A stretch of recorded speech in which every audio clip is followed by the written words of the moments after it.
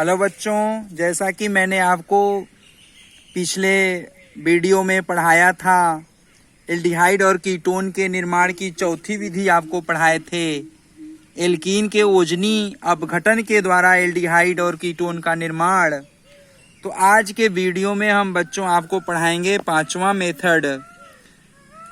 Aldehyde और ketone के निर्माण का पांचवा मेथड है अम्ल क्लोराइड।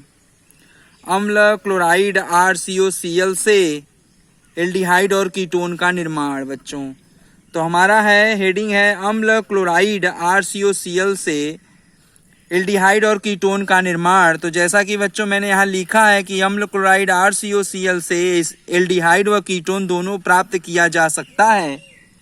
तो एल्डिहाइड और कीटोन के द्वारा हम ये अम्ल क्लोराइड के द्वारा RCOCl अम्ल क्लोराइड के द्वारा हम एल्डिहाइड और कीटोन दोनों प्राप्त कर सकते हैं।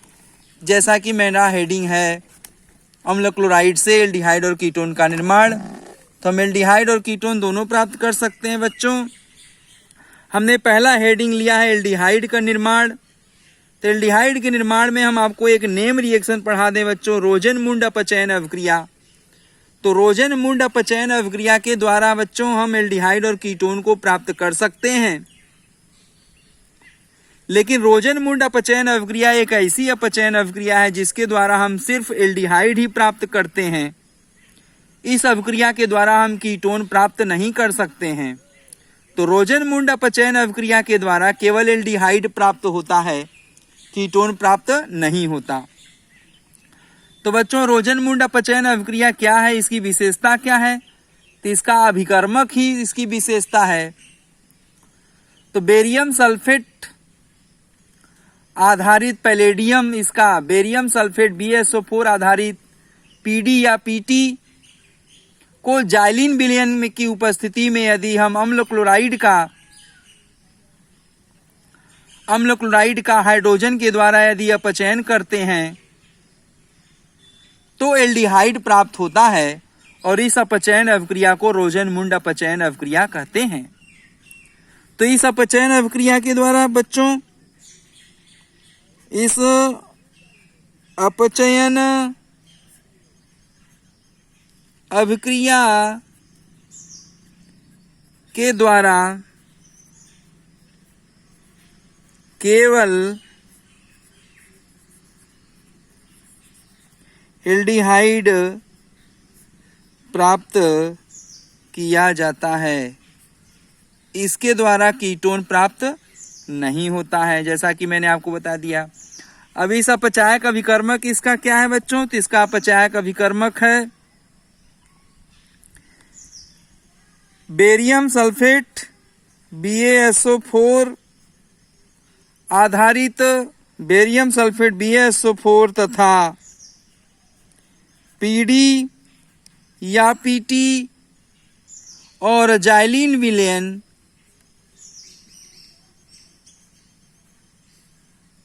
और कौन सा? जाइलिन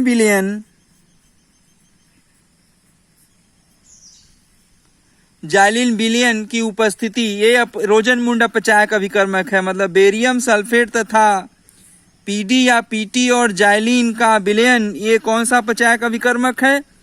रोजन-मुंड अपचायक अभिकर्मक है। तो इस रोजन-मुंड अपचायक अभिकर्मक की उपस्थिति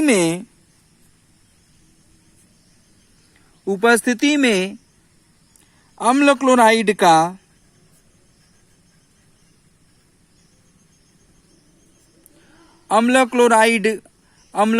का सूत्र होता है बच्चों RCOCl या ArCOCl। तो अम्ल क्लोराइड बेरियम सल्फेट तथा PD या PT और जाइलिन विलयन, अर्थात इसे हम रोजन-मुंड अपचायक अभिकर्मक कहते हैं। तो रोजन-मुंड अपचायक अभिकर्मक की उपस्थिति में अम्ल क्लोराइड RCOCl चाहे ArCOCl का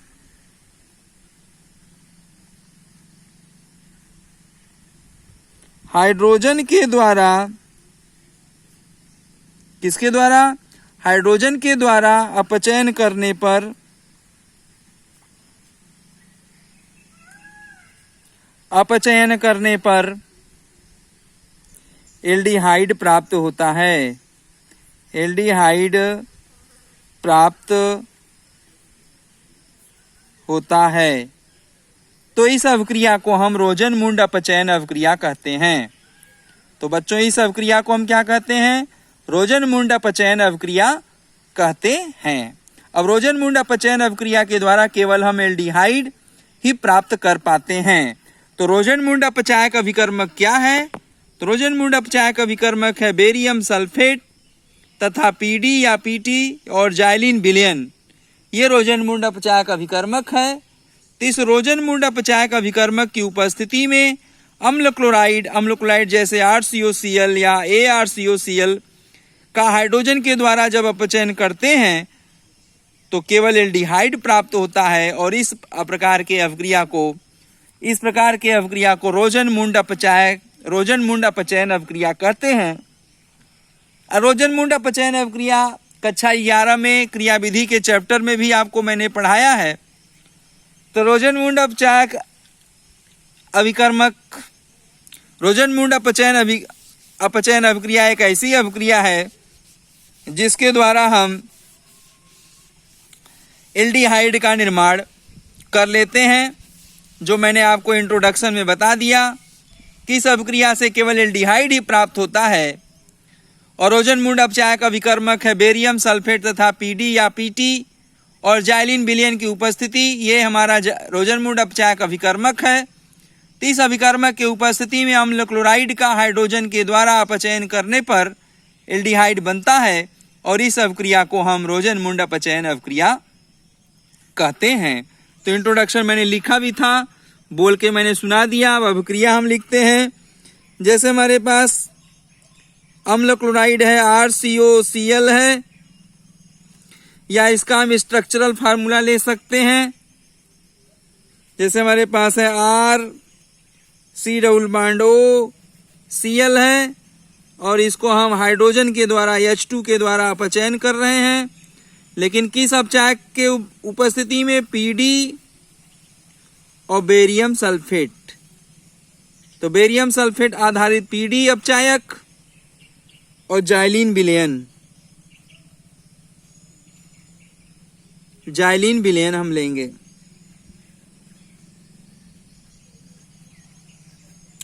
तो इस अपचायक अभिकर्मक की उपस्थिति में यदि RCOCl अम्ल क्लोराइड, इसको हम अम्ल क्लोराइड कहते हैं। तो इस अम्ल क्लोराइड का यदि अपचयन करेंगे बच्चों तो हमारे पास प्राप्त होगा RC⋅O⋅H प्राप्त होगा और HCl हमारा बाहर हो जाएगा। तो कितना हाइड्रोजन जुड़ रहा है? इस अम्ल क्लोराइड से 2 हाइड्रोजन जुड़ रहा है। एक हाइड्रोजन इस क्लोरीन से जुड़कर HCl बाहर निकल जाता है और एक हाइड्रोजन इस C से जुड़कर के RC⋅OH एल्डिहाइड का निर्माण कर देता है। तो बच्चों वीडियो को पॉज करके अवक्रिया को लिख लीजिएगा। दूसरा, यदि हम यहाँ पर एरोमेटिक एरिल समूह से जुड़ा हुआ अम्ल क्लोराइड लें ArC⋅OCl और हाइड्रोजन के द्वारा अपचयन करें, ये भी अम्ल क्लोराइड ही है। और रोजन-मुंड अपचायक अभिकर्मक लें यहाँ पर PD आधारित बेरियम सल्फेट और जाइलिन विलयन। तो यदि हम इस प्रकार के एरोमेटिक अम्ल क्लोराइड को यदि अपचयन करेंगे तो यहाँ एरोमेटिक एल्डिहाइड ArC⋅OH और HCl बाहर हो जाएगा। यह भी एल्डिहाइड प्राप्त होगा, लेकिन यह एल्डिहाइड एरोमेटिक एल्डिहाइड हमें प्राप्त होगा। तो बच्चों ये है हमारे पास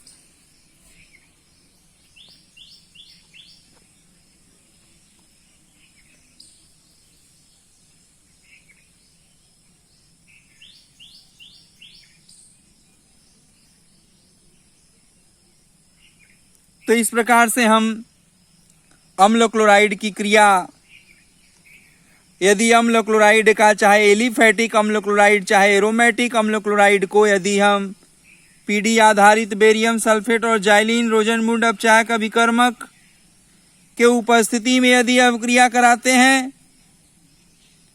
तो हमारा एलिफैटिक का कराएंगे तो एलिफैटिक एल्डिहाइड और एरोमेटिक से कराएंगे तो एरोमेटिक एल्डिहाइड प्राप्त होगा। तो इस प्रकार की अभिक्रिया को हम रोजनमुंड अपचयन अभिक्रिया कहते हैं। तो इस अभिक्रिया को बच्चों जो है वीडियो को पॉज करके अभिक्रिया को लिख लीजिएगा। अब हम आगे लेते हैं बच्चों, अगला इसका उदाहरण लेते हैं। अभी तक तो मैंने आपको शॉर्टकट बताया। अब एल्किल समूह आर में कोई एल्किल समूह लेंगे, ए आर में कोई एरिल समूह ले करके आपको उदाहरण दिखाएंगे। तो हमारे पास उदाहरण होगा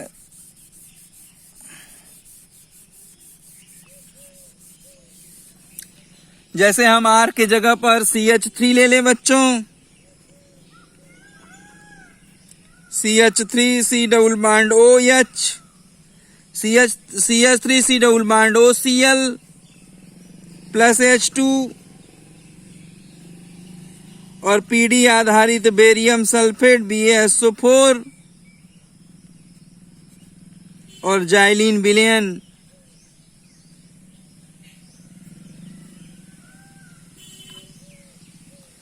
तो CH3 C double bond OCl धन H2 करें और ये रोजनमुंड अपचायक अभिकर्मक लें तो हमारे पास क्या बनेगा? एल्डिहाइड। एल्डिहाइड बनेगा CH3 C double bond O और H होगा और HCl हमारे पास बाहर निकल जाएगा। तो ये हमारा जो बना उसका नाम क्या है? इसका नाम है एसिटल्डिहाइड बोलते हैं, इसको बोलते हैं एथेनल, एथेनल बोलते हैं। तो बच्चों यदि हम ऐसा अम्ल क्लोराइड लेंगे CH3COCl, तो CH3COCl का यदि हम अपचयन करेंगे तो एसिटल्डिहाइड प्राप्त होगा। तो CH3COCl का नाम क्या है? इसका नाम है एसिटल क्लोराइड। इसका UPAC नाम है एथेनोइल, ETHANOIL, एथेनोइल क्लोराइड।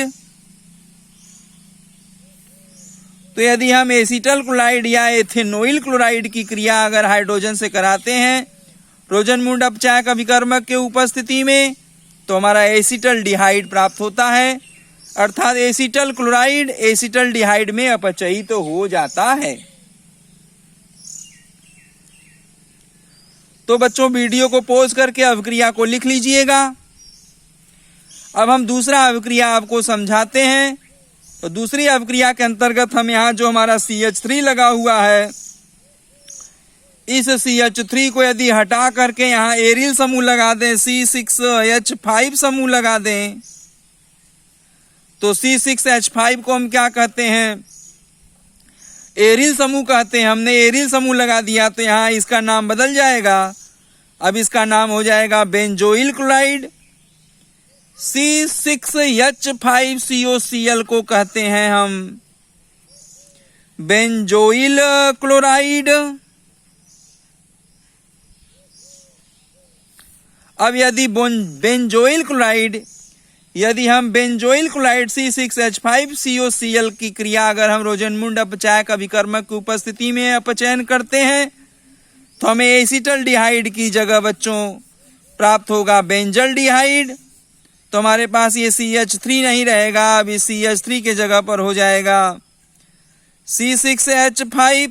तो हमारे पास C6H5C डबल बॉन्ड OH जिसका नाम होगा बेंजल्डिहाइड। तो बच्चों यदि हम बेंजोइल क्लोराइड का अपचयन करेंगे तो बेंजल्डिहाइड प्राप्त करेंगे और एथेनोइल क्लोराइड का अपचयन करेंगे तो एसिटल्डिहाइड एथेनल प्राप्त करेंगे। जो इसके पहले मैंने अभिक्रिया लिखा था वो मैंने बताया, अभी जो मैंने आपको लिखा ये बताया। यदि हम इस C6H5 को हटा करके बच्चों इस अभिक्रिया को यहाँ मैंने लिख दिया C6H5, तो वीडियो को पॉज करके इस अभिक्रिया को भी लिख लीजिएगा। वीडियो पॉज करके इस अभिक्रिया को भी लिख लेंगे। अब दूसरा हम लेते हैं बच्चों, अगर हम यहाँ से C6H5 को हटा देते हैं, कोई दूसरा एरिल हाइड्रोकार्बन लगाते हैं, कोई दूसरा एरिल प्रतिस्थापी समूह लगाते हैं। जैसे मैंने यहाँ एक प्रतिस्थापी समूह लगा दिया C6H5CH2, तो C6H5CH2 एरिल समूह लगा दिया, तो इसका नाम हो जाएगा 2-फेनिल, क्योंकि 1 और 2 नंबरिंग यहाँ से हुआ। खुली श्रृंखला का हम नंबरिंग करेंगे क्योंकि क्रियात्मक समूह खुली श्रृंखला के साथ है। तो हमारा जो ये एरोमेटिक हाइड्रोकार्बन है बंद श्रृंखला का शाखा हो जाएगा, तो इस शाखा का नाम है फेनिल, तो इसलिए इसका नाम हो जाएगा 2-फेनिल एथेनोइल क्लोराइड। तो इस यौगिक का नाम हो जाएगा हमारे पास 2-फेनिल एथेनोइल क्लोराइड।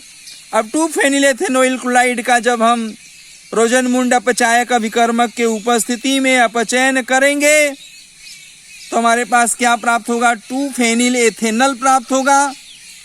तो यहाँ हमारे पास बदल जाएगा, यहाँ हमारे पास क्या आएगा, तो हमारे पास वही एरिल समूह बदलेगा, C6H5CH2 C double bond OH और HCl मिलेगा। तो ये यौगिक हमें मिलेगा। इस यौगिक का क्या नाम होगा, तो इसका नंबरिंग 1 और 2 करेंगे, क्योंकि क्रियात्मक समूह खुली श्रृंखला के साथ है, इसलिए खुली श्रृंखला को हम जनक श्रृंखला बनाएंगे। और जो हमारा ये बंद श्रृंखला C6H5 है, एरिल है, ये शाखा में चला जाएगा। तो शाखा के रूप में C6H5 को हम फेनिल कहते हैं। तो ये शाखा कहाँ है, 2 नंबर पे है, इसलिए इसका नाम होगा 2-फेनिल एथेनल। तो 2-फेनिल एथेनोइल क्लोराइड, यदि हम 2-फेनिल एथेनोइल क्लोराइड का रोजनमुंड अपचायक अभिकर्मक के उपस्थिति में अपचयन करेंगे तो हमें मिलेगा 2-फेनिल एथेनल। तो 2-फेनिल एथेनल उत्पाद हमें प्राप्त हो जाएगा। तो बच्चों इस प्रकार हमारा हेडिंग है अम्ल क्लोराइड से एल्डिहाइड का निर्माण। तो मैंने वह अभिक्रिया बताया, रोजनमुंड अपचयन अभिक्रिया बताया कि रोजनमुंड अपचयन अभिक्रिया के सहायता से हम केवल एल्डिहाइड प्राप्त कर सकते हैं। तो बच्चों ध्यान में रखिएगा कि रोजनमुंड अपचायक अभिकर्मक एक ऐसी अभिक्रिया है, रोजनमुंड अपचायक अभिकर्मक एक ऐसी अभिक्रिया है जिसके सहायता से हम अम्ल क्लोराइड का अपचयन करके हम एल्डिहाइड प्राप्त कर सकते हैं। अब एलिफैटिक अम्ल क्लोराइड का अपचयन करेंगे तो एलिफैटिक एल्डिहाइड प्राप्त करेंगे, और यदि एरोमेटिक अम्ल क्लोराइड का अपचयन करेंगे तो एरोमेटिक एल्डिहाइड प्राप्त करेंगे। इस बात को अच्छी तरीके से ध्यान में रखिएगा। जो अभिक्रिया मैंने आपको 3 उदाहरण मैंने आपको लिख के बता दिया। हमने आपको रोजनमुंड अपचयन अभिक्रिया भी समझा दिया। रोजनमुंड अपचयन अभिक्रिया एक नेम रिएक्शन है, नेम रिएक्शन की कॉपी में लिख लेंगे और इसे याद करके परीक्षा में जाएंगे, क्योंकि कभी कभी यही पूछ लेता है रोजनमुंड अपचयन अभिक्रिया के बारे में समझाएं, तो यही पूछ लेगा, तो आप यही उसको समझा देंगे और आपको नंबर मिल जाएगा। अब यहां ये है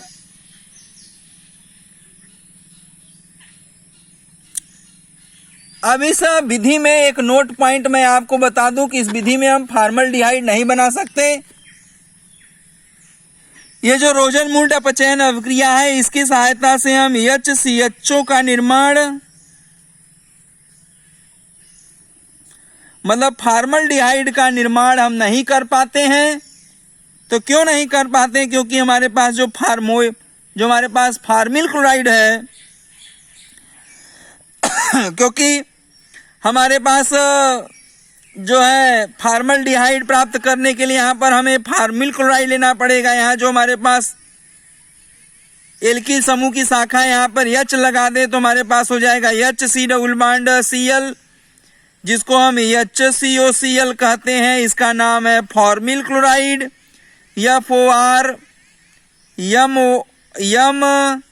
MOYL फार्मोइल क्लोराइड।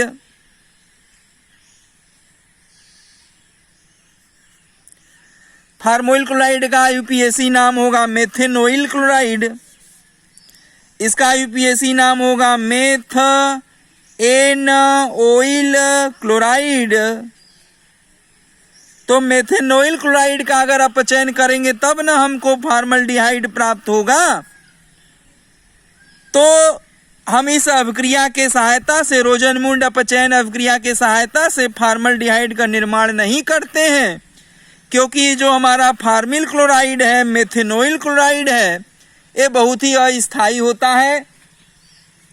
मेथेनोइल क्लोराइड का स्टेबिलिटी नहीं है, इसलिए हम इस अभिक्रिया के सहायता से फॉर्मल्डिहाइड का निर्माण नहीं करते हैं। इस बात का ध्यान रखेंगे। मतलब एलिफेटिक में फॉर्मल्डिहाइड या CHO का निर्माण नहीं कर पाएंगे, बाकी किसी भी एल्डिहाइड का कर सकते हैं। अगर हम यहाँ H के स्थान पर CH3 लगा देंगे तो हमारा एथेनोइल क्लोराइड हो जाएगा। तो एथेनोइल क्लोराइड का अपचयन करेंगे एसिटल्डिहाइड, एथेनल। अगर हम यहाँ पर C2H5 लगा देंगे, C2H5 लगा देंगे तो हमारा प्रोपेनोइल क्लोराइड हो जाएगा। अब प्रोपेनोइल क्लोराइड का अपचयन करेंगे तो प्रोपेनल्डिहाइड प्राप्त करेंगे। अगर हम यहाँ C3H7 लगा देंगे तो हमारा ब्यूटेनोइल क्लोराइड हो जाएगा। तो ब्यूटेनोइल क्लोराइड से हम ब्यूटेनल्डिहाइड प्राप्त करेंगे। तो जैसा एल्किल समूह इधर लगाएंगे वैसा हम इधर एल्डिहाइड प्राप्त करते चले जाएंगे। आप कोई भी एल्डिहाइड आप प्राप्त कर सकते हो, लेकिन ध्यान रखिएगा एल्किल समूह के स्थान पर यदि हम H लगा देंगे तो हमारा हो जाएगा फार्मिल क्लोराइड, जिसको हम मेथेनोइल क्लोराइड कहते हैं। तो मेथेनोइल क्लोराइड एक अस्थायी होता है, अनस्टेबल कंपाउंड है, इसलिए मेथेनोइल क्लोराइड का अपचयन हम नहीं कर पाएंगे, इसलिए हम फॉर्मल्डिहाइड का निर्माण नहीं कर पाएंगे। तो ये बात ध्यान रखिएगा कि रोजनमुंड अपचयन अभिक्रिया के सहायता से हम फॉर्मल्डिहाइड का निर्माण नहीं कर पाते हैं। इस बात को अच्छे से ध्यान रखिएगा। अब हमारा हेडिंग है, 5वां हेडिंग है कि अम्ल क्लोराइड से हम एल्डिहाइड और कीटोन प्राप्त कर सकते हैं। तो एल्डिहाइड कैसे प्राप्त करेंगे ये मैंने आपको बता दिया। अब हम कीटोन लेंगे कि अम्ल क्लोराइड से हम कीटोन कैसे प्राप्त करते हैं। तो अम्ल क्लोराइड से कीटोन कैसे प्राप्त करते हैं, तो अम्ल क्लोराइड की क्रिया डाई एल्किल कैडमियम से कराने पर कीटोन प्राप्त होता है। तो ध्यान रखेंगे बच्चों, यदि हम अम्ल क्लोराइड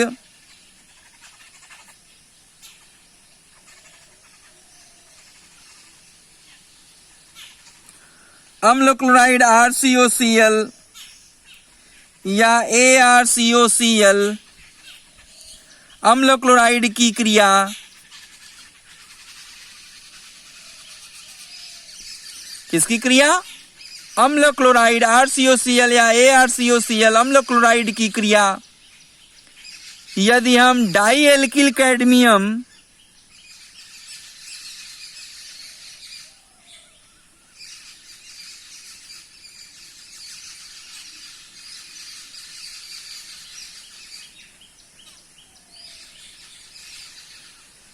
डाई एल्किल कैडमियम, तो डाई एल्किल कैडमियम का सूत्र है R2CD। डाई एल्किल कैडमियम से कराते हैं,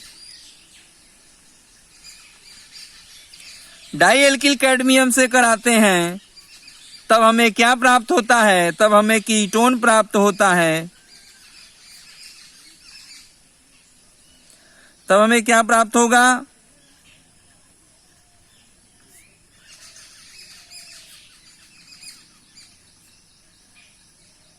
कीटोन प्राप्त होता है।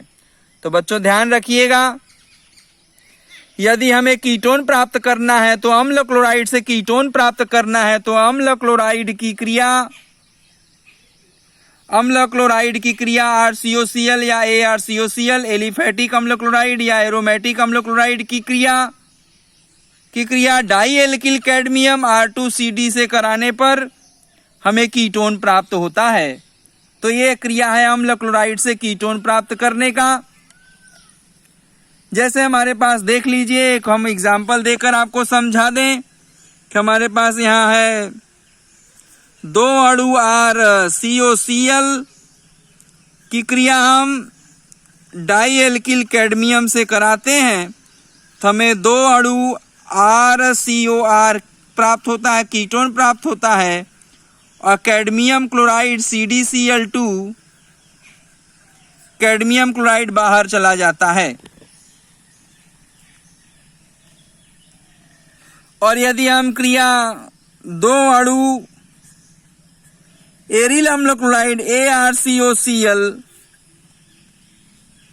किसे ArCOCl से कराते हैं, डाई एल्किल कैडमियम R2CD की क्रिया अगर कराते हैं तो हमें 2 अणु ArCOR, ये कीटोन है, यह भी कीटोन है, प्राप्त होता है, और साथ में CdCl2 कैडमियम क्लोराइड हमारा बाहर निकल जाता है बच्चों। तो अब क्रिया को ऐसे वीडियो को पॉज करके अब क्रिया को लिख लीजिएगा। ये है बच्चों, देखो हमने दिखा दिया आपको, ये अम्ल क्लोराइड, एलिफेटिक अम्ल क्लोराइड। अब ये एलिफेटिक अम्ल क्लोराइड की क्रिया अगर डाई एल्किल कैडमियम से कराएंगे तो 2 अणु RCOR कीटोन प्राप्त कर होगा और कैडमियम क्लोराइड बाहर निकल जाएगा। और यदि हम 2 अणु एरोमेटिक अम्ल क्लोराइड ArCOCl एरोमेटिक अम्ल क्लोराइड से कराते हैं डाई एल्किल कैडमियम की क्रिया तो हमें एरोमेटिक कीटोन प्राप्त होगा और कैडमियम क्लोराइड हमारा बाहर निकल जाएगा। तो ये हमारा क्रिया है बच्चों जो मैंने आपको बताया।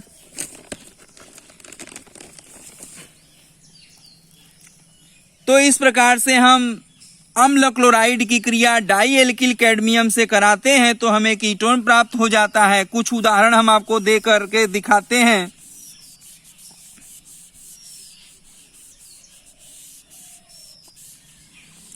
जैसे हमारे पास उदाहरण है, अगर हम CH3COCl 2 अणु लें जिसका नाम है एसीटल क्लोराइड, अगर हम 2 अणु एसीटल क्लोराइड की क्रिया हम CH3 का होल ट्वाइस CD अर्थात डाई मेथिल कैडमियम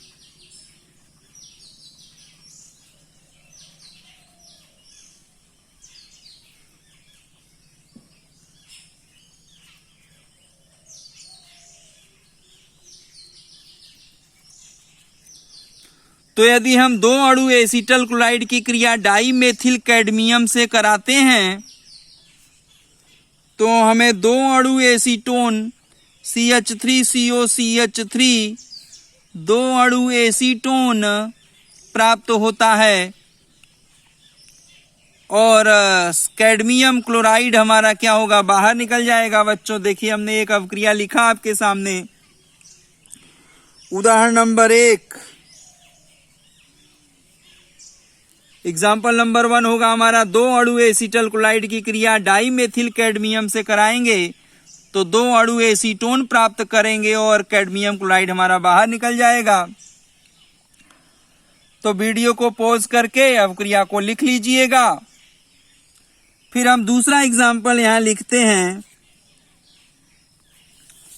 हमारा दूसरा एग्जाम्पल है कि यदि हम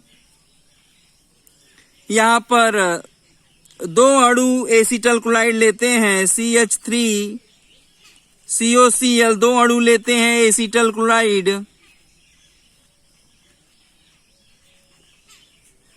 और धन हम लेते हैं यहाँ डाई एथिल कैडमियम C2H5 का होल ट्वाइस CD लेते हैं, डाई एथिल कैडमियम लेते हैं। तो 2 अणु एसीटल क्लोराइड और डाई एथिल कैडमियम की क्रिया डाई एथिल कैडमियम से क्रिया कराते हैं तो हमें मिलता है 2 अणु CH3CO C2H5 क्या मिलता है, 2 अणु CH3CO C2H5 मिलता है जिसका नाम है ब्यूटेनोन 2 मिलता है और साथ में cadmium chloride CD CdCl2 cadmium chloride हमारा बाहर निकल जाता है बच्चों। तो देख लीजिए ध्यान से, यह अभिक्रिया एग्जाम्पल नंबर 2। एग्जाम्पल नंबर 2 है, यदि कैडमियम क्लोराइड 2 अणु एसिटल क्लोराइड 2 अणु एसिटल क्लोराइड की क्रिया डाई एथिल कैडमियम से कराते हैं तो हमारा उत्पाद बनता है ब्यूटेनोन 2 और कैडमियम क्लोराइड बाहर निकल जाता है बच्चों। तो ध्यान रखिएगा, इस प्रकार से हम कीटोन की प्राप्ति कर सकते हैं। लेकिन ये हमने दोनों उदाहरण लिया, एलिफैटिक अम्ल क्लोराइड लिया है तो हमारा एलिफैटिक कीटोन प्राप्त हुआ है। यदि बच्चों हम एरोमेटिक अम्ल क्लोराइड लेंगे तो एरोमेटिक कीटोन प्राप्त करेंगे। तो अब ये वीडियो को पॉज करके अब क्रिया को लिख लीजिएगा। अब हम इसके बाद आगे आपको तीसरी एग्जाम्पल को बताते हैं, तीसरा एग्जाम्पल बताते हैं। तो हमारा जो तीसरा एग्जाम्पल है उसको ध्यान से देखिए। तीसरे एग्जाम्पल में हम लेते हैं, अपने तीसरे एग्जाम्पल में हम लेते हैं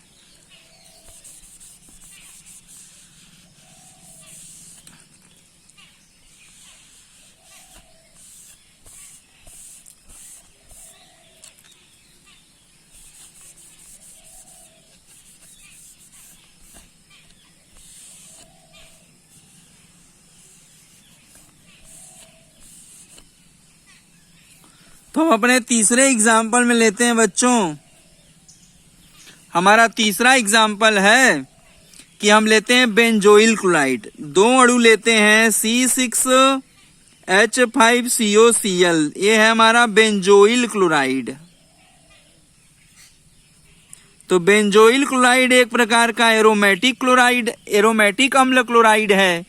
तो हमने लिया 2 अणु बेंजोइल क्लोराइड और डाई मेथिल कैडमियम CH3 का होल ट्वाइस CD, इसका नाम है डाई मेथिल कैडमियम। तो कैडमियम का स्पेलिंग होगा CAD कैडमियम। तो डाई मेथिल कैडमियम। तो हमने क्या लिया, 2 अणु बेंजोइल क्लोराइड लिया और डाई मेथिल कैडमियम से क्रिया कराया।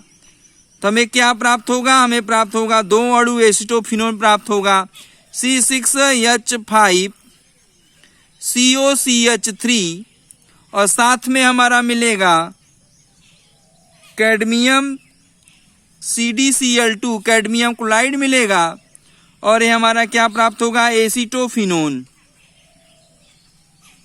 इसका नाम है बच्चों क्या, एसिटोफिनोन प्राप्त होता है। तो इस प्रकार से हम बेंजोइल क्लोराइड की क्रिया जब हम डाई मेथिल कैडमियम से कराते हैं, बेंजोइल की क्रिया हम डाई मेथिल कैडमियम से कराते हैं, बेंजोइल क्लोराइड का 2 अणु की क्रिया जब डाई मेथिल कैडमियम से कराते हैं तो हमें एसिटोफिनोन 2 अणु C6H5COCH3 और CdCl2 कैडमियम क्लोराइड प्राप्त होता है। तो इस प्रकार बच्चों ध्यान रखिएगा, तीसरा एग्जाम्पल मैंने लिया, एरोमेटिक कीटोन प्राप्त हुआ। बेंजोइल क्लोराइड की क्रिया डाई मेथिल कैडमियम से कराने पर हमें एसिटोफिनोन प्राप्त हो जाता है। इसी प्रकार से बच्चों हम चौथा एग्जाम्पल ले सकते हैं। हमारे पास चौथा एग्जाम्पल है, 2 अणु C6H5CH2COCl ले सकते हैं। तो 2 अणु C6H5CH2Cl अगर हम लेंगे, क्या लेंगे, 2 अणु हम लेंगे C6H5CH2COCl लेंगे और इसकी क्रिया हम डाई मेथिल कैडमियम से कराएंगे। ये हमारा क्या है, ये हमारा है 2 फेनिल, हमारा होगा 2 फेनिल एथेनोइल क्लोराइड। तो 2 फेनिल एथेनोइल क्लोराइड की क्रिया डाई एल्किल कैडमियम से कराएंगे तो हमें प्राप्त होगा दो अणु C6H5 CH2COCH3 और कैडमियम क्लोराइड बाहर निकल जाएगा तो हमारा ये होगा C6H5 CH2COCH3, जिसका नाम है 2-फेनिल एसीटोन, 2-फेनिल प्रोपेनोन, अर्थात इसको हम कह सकते हैं 2-फेनिल नहीं, वन से कहेंगे 1-फेनिल प्रोपेनोन प्राप्त होगा, 1-फेनिल प्रोपेनोन 2 प्राप्त होगा और कैडमियम क्लोराइड हमारा बाहर निकल जाएगा बच्चों। तो इस प्रकार से हमारा अम्ल क्लोराइड के सहायता से एल्डिहाइड और कीटोन प्राप्त कर सकते हैं। तो रोजनमुंड अपचयन अवक्रिया के सहायता से हम केवल एल्डिहाइड प्राप्त कर सकते हैं। अम्ल क्लोराइड का अपचयन करके, रोजनमुंड अपचयन अवक्रिया करके केवल एल्डिहाइड प्राप्त कर सकते हैं। और अम्ल क्लोराइड का क्रिया डाईएल्किल कैडमियम से करा के हम कीटोन प्राप्त कर सकते हैं। तो ये हमारा हेडिंग है, अम्ल क्लोराइड से एल्डिहाइड और कीटोन का निर्माण, जो मैंने आपको समझा दिया। अब आज के लिए बस इतना ही बच्चों। आगे निर्माण विधि, एल्डिहाइड कीटोन के निर्माण की अगली विधि हम अगले वीडियो में आपको समझाएंगे।